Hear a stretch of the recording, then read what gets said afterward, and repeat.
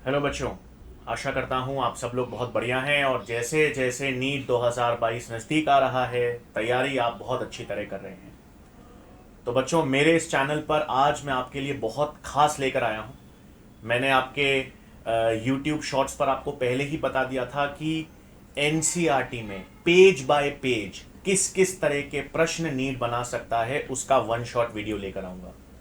और मैं आपको फिर बता दूं बच्चों, ऐसा आप YouTube पे घूम लीजिएगा, ऐसा एनसीईआरटी पेज बाय पेज किस किस तरह के सवाल बना सकते हैं, इसके वीडियोस आपको नहीं मिलेंगे। और मेरी विश्वास आपको दिलाता हूं बच्चों, और ये गारंटी है मेरी, कि इसके बाहर जो आज मैं बताने वाला हूं, उसके बाहर उस चैप्टर से कोई सवाल जा ही नहीं सकता। तो आज का जो सीरीज है बच्चों, NCERT page by page NEET 2022 के लिए है मोस्ट एक्सपेक्टेड क्वेश्चंस। और आज का टॉपिक, क्योंकि आपके कमेंट सेक्शंस में बहुत सारे था कि सर मानव कार्य की, ह्यूमन फिजियोलॉजी का वेटेज ज्यादा होता है, तो उससे वन शॉट की शुरुआत कीजिए।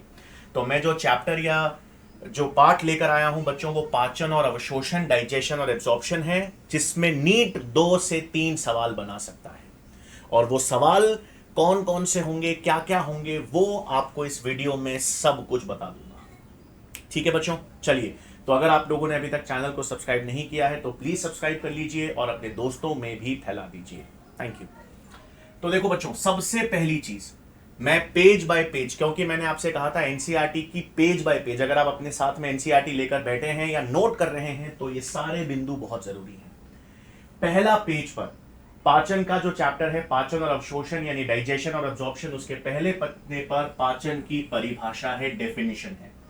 तो पाचन की परिभाषा में स्टेटमेंट आ सकता है बच्चों, कौन सा कथन सही है, कौन सा कथन गलत है, स्टेटमेंट करेक्ट कौन सा है, इनकरेक्ट कौन सा है। तो परिभाषा हमको पता है कि जब हम जटिल कार्बनिक पदार्थों को सरल अवशोषित रूप में परिवर्तित करते हैं, सबको मालूम है कॉम्प्लेक्स ऑर्गेनिक मॉलिक्यूल्स को हम सिंपल एब्जॉर्बल फॉर्म्स में कन्वर्ट करते हैं। तो आपको इंपॉर्टेंट पॉइंट याद रखना है बच्चों कि ये जो ब्रेकडाउन होगा या अपघटन होगा, ये जल अपघटीय होगा, हाइड्रोलिटिक ब्रेकडाउन होगा। और ध्यान से अगर आपने पढ़ा हो तो एनसीईआरटी में एक और इंपॉर्टेंट लाइन है कि किस क्रिया के द्वारा पाचन में कौन कौन सी क्रिया प्रयुक्त होती है, कौन कौन सा मेथड प्रयुक्त होता है। तो यांत्रिक, मैकेनिकल और बायोकेमिकल। देखो बच्चों, अपने आप में ये बेहद बेहतरीन सीरीज में लेकर आ रहा हूं, हर चैप्टर के लिए जो जो पॉइंट्स हैं। फिर बता रहा हूं बच्चों, इसके बाहर एक भी प्रश्न नहीं जाएगा, एक भी सवाल ऐसा नहीं होगा जो नीट इसके बाहर बना पाए। इसी में से आने वाला है, इसी तरह से नोट कर लीजिएगा। तो मैकेनिकल और बायोकेमिकल मेथड्स यानी यांत्रिक और जैव रासायनिक मेथड काम करेंगे। तो पहले पेज में इतना ही है। फिर बच्चों आगे चलूं मैं नेक्स्ट पेज पर, मतलब पेज नंबर 2 पाचन और अवशोषण के। तो दूसरे पेज पर आपके पास एक तो आहार नाल का चित्र है, पूरा का पूरा आहार नाल या एलिमेंट्री कैनाल का डायग्राम आपको दे रखा है। डायग्राम सिर्फ वही आते हैं नीट में जो एनसीईआरटी में दे रखे हैं। यदि कोई डायग्राम एनसीईआरटी में नहीं है तो वो आपके नीट के पेपर में नहीं पूछा जाएगा। तो एनसीईआरटी का डायग्राम है, उसमें लेबलिंग आपको आनी चाहिए, बहुत इंपॉर्टेंट है। फिर दूसरे पेज पर क्या दे रखा है बच्चों, दांत, मानव के दांत दे रखे हैं। मानव के दांतों का प्रकार, तो हमको पता है मानव के दांत अलग अलग प्रकार के होते हैं, यानी विषम दंती होते हैं। जीवन में 2 बार आते हैं, यानी द्विबार दंती यानी डायफायोडोंट होते हैं। और जबड़े की अस्थियों में धसे रहते हैं, यानी जॉ बोन की सॉकेट्स में धसे रहते हैं, थेकोडोंट, गर्त दंती होते हैं। तो प्रकार आपसे पूछ सकते हैं। सबसे इंपॉर्टेंट डेंटल फॉर्मूला 2123, डेंटल सूत्र आपसे पूछ सकते हैं। बच्चे में 20 दांत होते हैं जो टूटकर वापस आते हैं, यानी द्विबार दंती है। लेकिन आपको याद रखना है प्री मोलर्स और लास्ट मोलर्स जो होते हैं, प्री मोलर्स और आखिरी मोलर्स जीवन में एक ही बार आते हैं, यानी एक बार दंती होते हैं। और लास्ट मोलर्स को, आखिरी मोलर्स को ही हम लोग विजडम टूथ या अकलदाढ़ कहते हैं। तो दांतों का प्रकार आपसे पूछ सकते हैं, दांतों का सूत्र आपको ध्यान में रखना है। फिर जीभ की बात करता है एनसीईआरटी। जीभ के बारे में 2 चीजें आपको पता होनी चाहिए कि एक तो ये मुख गुहा की, मुख गुहा के फर्श से जुड़ी होती है फ्रेन्यूलम के द्वारा, पीछे की ओर एक हड्डी से जुड़ी होती है जिसे हायोइड अस्थि कहते हैं, और इस पर कई सारे उभार होते हैं जिन्हें पैपिले कहते हैं। और सभी पैपिले पे नहीं, कुछ पैपिले पर स्वाद ग्रंथियां यानी टेस्ट बड्स भी पाई जाती हैं। तो ये दूसरे पेज पर याद रखिएगा बच्चों। इतना तेजी से रिवीजन अगर आप करना चाहते हो तो ये बेस्ट वीडियो है, जरूर शेयर कर देना बढ़िया लग रहा हो तो। तो ये दूसरे पेज पे ये चीजें हैं बच्चों। फिर जब अगले पेज पर आते हैं, पेज नंबर 3, तो पेज नंबर 3 में सबसे पहले बात कर रखी है एपिग्लॉटिस, क्योंकि जब हम भोजन को निगलते हैं तो वो भोजन आपकी श्वास नली में ना जाए, ईसोफेगस में जाए, ग्रसिका में जाए, तो उसके लिए एपिग्लॉटिस। एपिग्लॉटिस एक उपास्थि है बच्चों, कार्टिलेज फ्लैप है, किस तरह का, इलास्टिक कार्टिलेज, इलास्टिक उपास्थि होती है, एक ढक्कन, और ये ग्लॉटिस ढक्कन को बंद कर देता है ताकि जब आप भोजन निगले तो भोजन श्वास नली में ना जा सके। फिर पेज नंबर 3 जो पाचन अवशोषण का तीसरा पेज है, उसमें बच्चों आमाशय की संरचना दे रखी है। आमाशय का शेप आपको दे रखा है जे शेप, आमाशय के भाग दे रखे हैं डायग्राम से।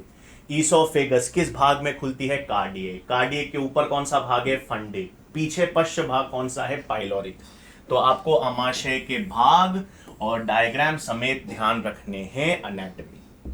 उसके बाद छोटी और बड़ी आंत की बात कर रखी है बच्चों, और छोटी आंत का जो ड्यूडेनम क्षेत्र है उसमें शेप आपको ध्यान में रखना है, सी अथवा यू शेप होता है, या तो सी शेप होता है और यू। अब आप बोलोगे सर दोनों क्यों, एनसीईआरटी के एक पेज में उसको सी दे रखा है, एक पेज में यू दे रखा है, तो सी या यू शेप किसका होगा आपको याद रखना है, ड्यूडेनम का। फिर नेक्स्ट पेज है बच्चों, चौथा पेज जो है उसमें औतिकी की बात कर रखी है, आहार नाल की औतिकी यानी एलिमेंट्री कैनाल की हिस्टोलॉजी। जब आप एलिमेंट्री कैनाल का अनुप्रस्थ सेक्शन देखते हो तो उसमें 4 तरह की परत दिखाई देती है। सबसे बाह्य परत होती है सेरोसा, उसके अंदर होती है पेशियों की परत मस्क्युलरिस, उसके अंदर होती है सब म्यूकोसा, और सबसे भीतरी परत होती है म्यूकोसा।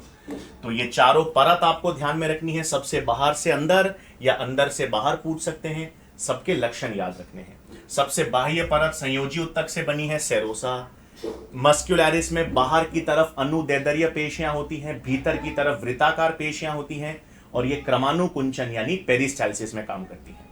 आमाशय के अंदर, स्टमक के अंदर अतिरिक्त ओब्लिक पेशियां होती हैं, इसलिए क्रमानुकुंचन या पेरिस्टाल्सिस सर्वाधिक स्टमक या आमाशय में होता है।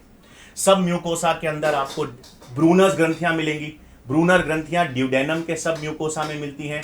उसके अलावा रुधिर वाहिकाएं हो गई, लसिका वाहिकाएं हो गई, तंत्रिका रेशे हो गए, वो आपको कहां पे मिलते हैं, सब म्यूकोसा के क्षेत्र में मिलते हैं।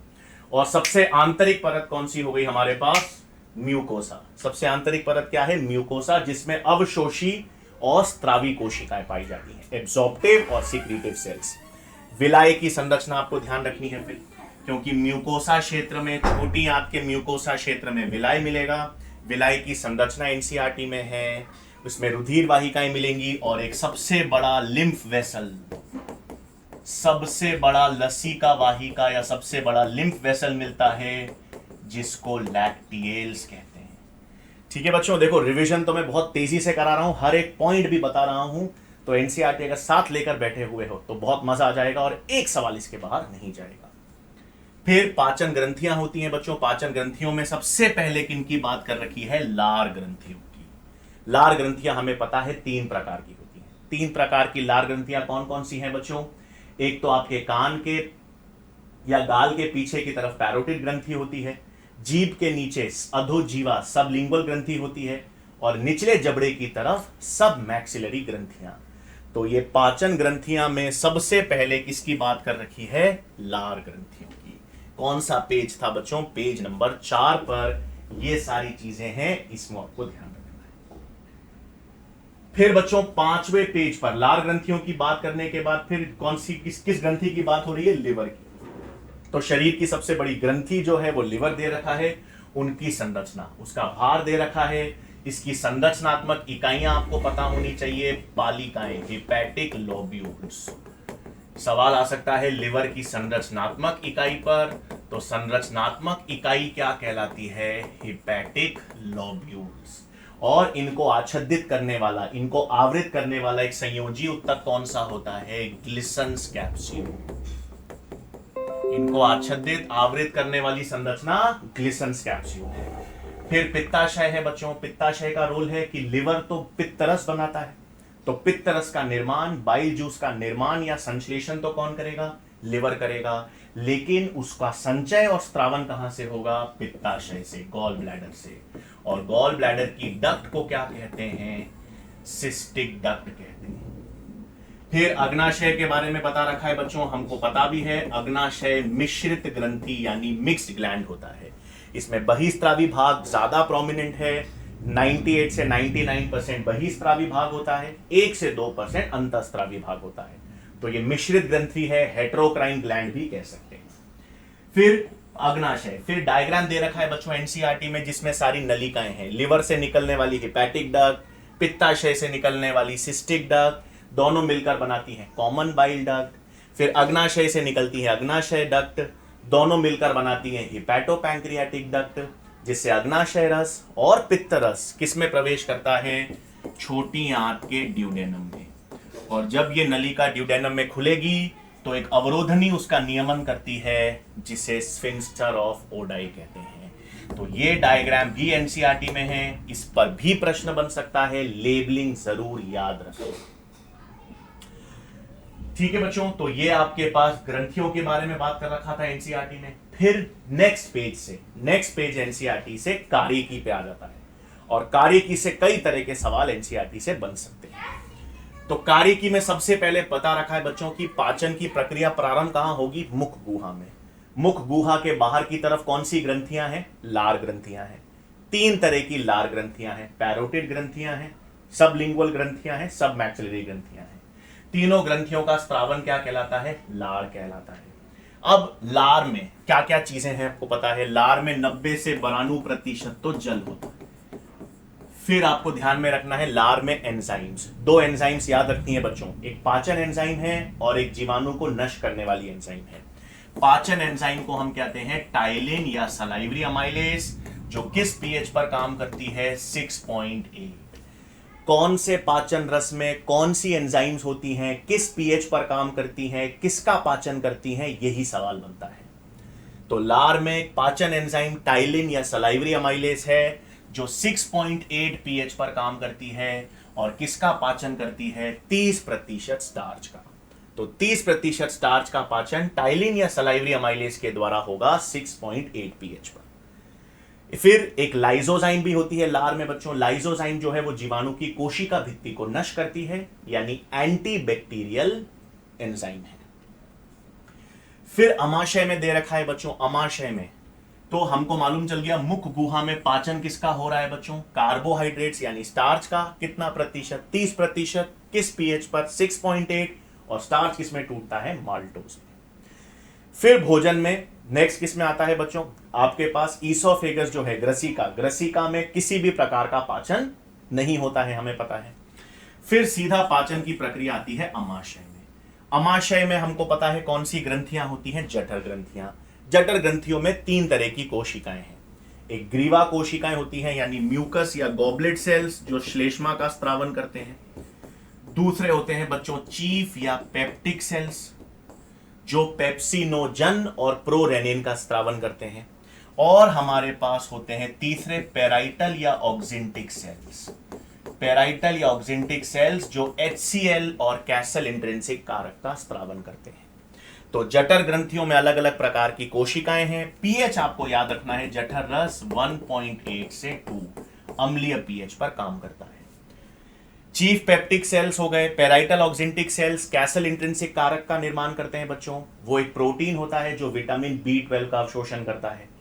फिर HCl है, HCl माध्यम को अम्लीय बनाता है। अमाशय में अम्लीय माध्यम क्यों जरूरी है, निष्क्रिय पेप्सिनोजन, इनएक्टिव पेप्सिनोजन को एक्टिव पेप्सिन में करने के लिए। और इतना अम्लीय पीएच जो है वो प्रतिरक्षा भी प्रदान करता है। और मुख्य रूप से अमाशय में किसका पाचन देखा जाएगा भाई, प्रोटीन्स का। मुख्य रूप से प्रोटीन्स पेप्टोन्स और प्रोटियोजेस में टूटते हैं। पेप्सिन एंजाइम तोड़ती है 1.8 से 2 पीएच। तो मुख गुहा में तो कार्बोहाइड्रेट्स यानी स्टार्च का पाचन होता है। अमाशय में मुख्य रूप से प्रोटीन्स का, थोड़ा बहुत वसा का होता है क्योंकि गैस्ट्रिक लाइपेजेस भी होती है, और लाइपेसेस थोड़ा बहुत वसा का पाचन करती है। लेकिन याद रखना बच्चों, अमाशय में किसका पाचन नहीं होगा, यह भी सवाल बन सकता है। अमाशय में, स्टमक में किसका पाचन नहीं होता, कार्बोहाइड्रेट्स का।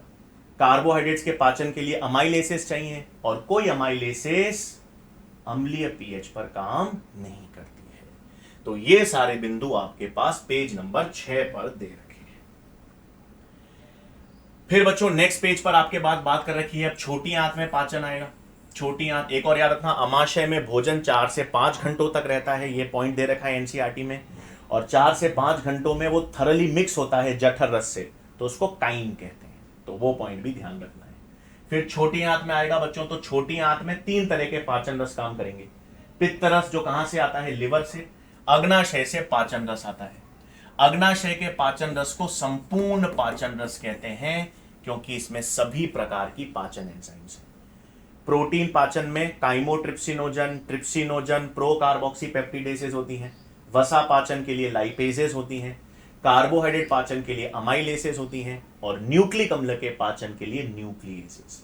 तो सभी प्रकार की पाचन एंजाइम्स अग्नाशय रस में मिलेंगी, और ये क्षारीय पीएच पर काम करती है। वैसे तो किस पीएच पर काम करती हैं, क्षारीय पीएच, यानी 7.5 से 8.5 पीएच पर काम करती है, यह आपको ध्यान में रखना है। किस पर काम करेगी बच्चों, क्षारीय पीएच पर काम करेगी।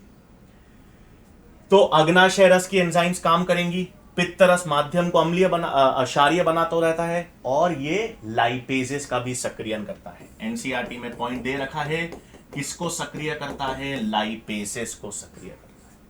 और पाचन के अंतिम पद में आंतरस काम करता है, सक्कस एंटेरिकस।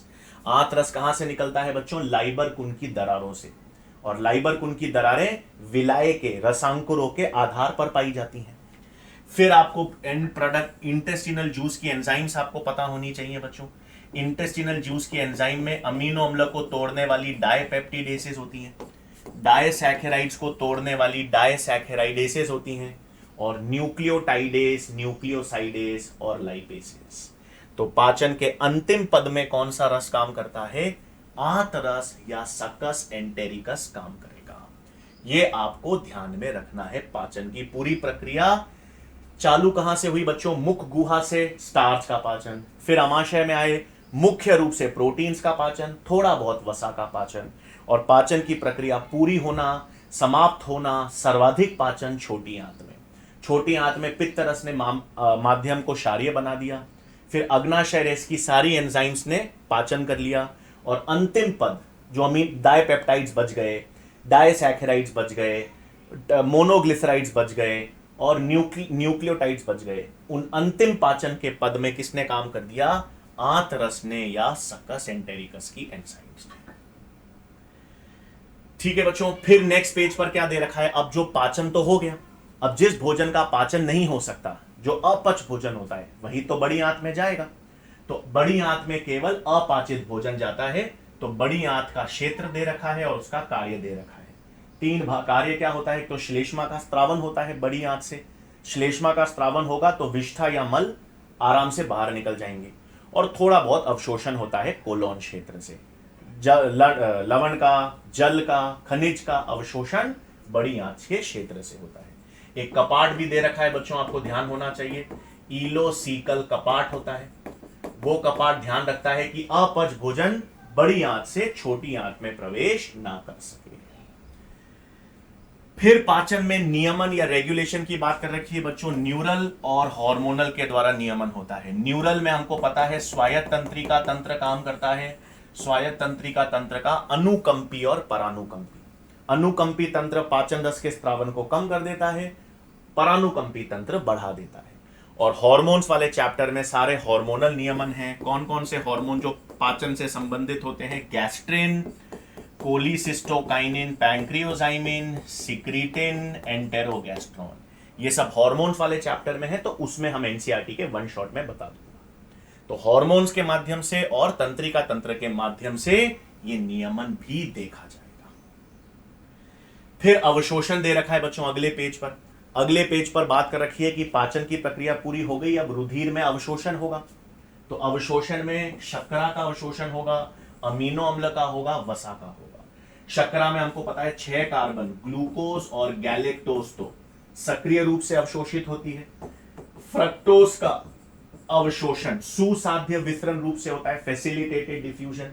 और जितनी भी 5 कार्बन पेंटोज शर्करा होती है वो सब सरल विसरण दर्शाती है। ग्लूकोज गैलेक्टोज का सक्रिय अवशोषण होगा, फ्रक्टोज का सुसाध्य फैसिलिटेटेड होगा, और पेंटोज शर्करा का सरल विसरण होगा। अमीनो अम्ल का सेम होगा जैसे ग्लूकोज और गैलेक्टोज के माध्यम से होता है सक्रिय अवशोषण।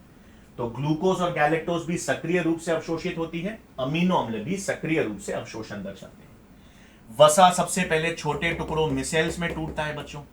मिसेल्स के बाद उस पर प्रोटीन का आवरण लगता है, प्रोटीन के आवरण से वो किस में परिवर्तित होता है, काइलोमाइक्रॉन्स, और साइज बड़ी होने के कारण वो सीधे रुधिर में अवशोषित ना होकर लसिका या लैक्टियल्स में अवशोषित होता है, और उसके बाद किस में चला जाता है, ब्लड में। तो वसा का अवशोषण किस रूप में हो रहा है, काइलोमाइक्रॉन्स के रूप में, और सीधे ब्लड में ना होकर किस में हो रहा है, लैक्टियल्स में। तो ये वसीय अम्ल का अवशोषण है। फिर ये भी दे रखा है एनसीईआरटी में, एक टेबल है, अलग अलग भागों से किसका अवशोषण होता है। मुख गुहा से जल का अवशोषण या कोई दवाइयों का अवशोषण हो जाता है। अमाशय में सरल शर्करा, जल, एल्कोहल, एल्कोहल का अवशोषण और विटामिन B12 का अवशोषण अमाशय से। और सर्वाधिक अवशोषण तो छोटी आंत के जेजिनम क्षेत्र से होता है, क्योंकि रसांकुर और सूक्ष्म रसांकुर उसमें भर भर के पाए जाते हैं, जो उनका क्षेत्रफल या सरफेस एरिया बढ़ा देते हैं। तो वो चार्ट दे रखा है, बड़ी आंत के कोलोन क्षेत्र से भी जल, खनिज और लवण का अवशोषण होगा। तो वो चार्ट आपको ध्यान में रखना है। ठीक है बच्चों, फिर फाइनल पेज, लास्ट पेज में आपके पास पाचन की बात कर रखी है, और लास्ट पेज में डिसऑर्डर्स यानी रोग दे रखे हैं। पीलिया की बात हो रखी है, वमन, डायरिया, कॉन्स्टिपेशन, इंडाइजेशन। एनसीईआरटी की अच्छी तरह से लाइनें पढ़ लेना। जॉन्डिस में प्रभावित क्या होता है, लिवर, लिवर में बिलीरुबिन की मात्रा बढ़ जाती है। नेत्र, नाखून और त्वचा पीली पड़ जाती है बिलीरुबिन के कारण। वॉमिटिंग एक अनैच्छिक प्रक्रिया है जिसमें अमाशय के पदार्थ मुख से बाहर निकल जाते हैं। वमन केंद्र अनैच्छिक प्रक्रिया है, तो वमन केंद्र कहां पर होता है, मेड्यूला। फिर आपको दस्ते, कॉन्स्टिपेशन है, दोनों में बाउल मूवमेंट, आहार नाल का जो मूवमेंट है वो गड़बड़ा जाता है। दस्तों में भोजन का अवशोषण कम हो जाता है। कब्ज के अंदर, कॉन्स्टिपेशन में मलाशय, रेक्टम में ही अपशिष्ट पदार्थ रह जाते हैं, निष्कासित नहीं हो पाते। और अपच या इनडाइजेशन के 5 कारण एनसीईआरटी में। अपच का कारण होता है जरूरत से ज्यादा खा लेना, ओवर ईटिंग से इनडाइजेशन हो जाता है बच्चों। मसालेदार भोजन खाने से अपच हो जाती है। एंजाइम का स्त्रावन पर्याप्त ना हो तो अपच होती है। तनाव में व्यक्ति होता है एंजाइटी, तो इनडाइजेशन होता है। और फूड पॉइजनिंग में भी इनडाइजेशन होता है। तो ये 5 कारण हैं इनडाइजेशन के। ठीक है बच्चों, लगभग मैंने 15 से 20 मिनट में ये पूरा चैप्टर आपको रिवाइज करवा दिया है। अंतिम समय है, आखिरी समय है, टाइम आपके पास कम है, लेकिन हर एक पेज से क्या क्या सवाल आप बना सकते हैं, क्या क्या बन सकता है, उस तरह से रिवीजन। इस तरह से आप अगर मेरे साथ बने रहेंगे बच्चों, तो 20 मिनट में हर चैप्टर को मैं आपको इसी तरह से रिवाइज करवा दूंगा। अगर आपको वीडियो अच्छा लग रहा है, बढ़िया लग रहा है, रिवीजन में आपको मदद कर रहा है, तो जरूर कमेंट सेक्शन में मुझे लिख के बताइएगा, और कुछ सुझाव हैं तो वो भी दीजिएगा।